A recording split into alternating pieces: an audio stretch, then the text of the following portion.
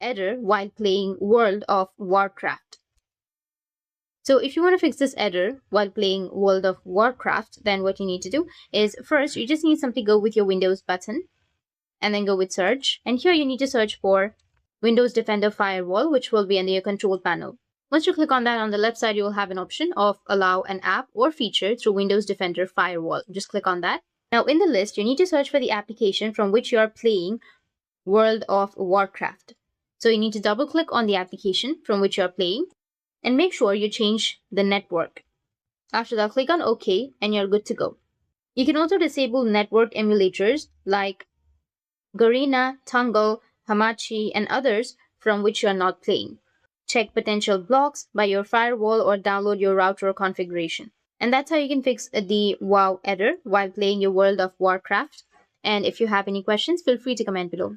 Thanks for watching.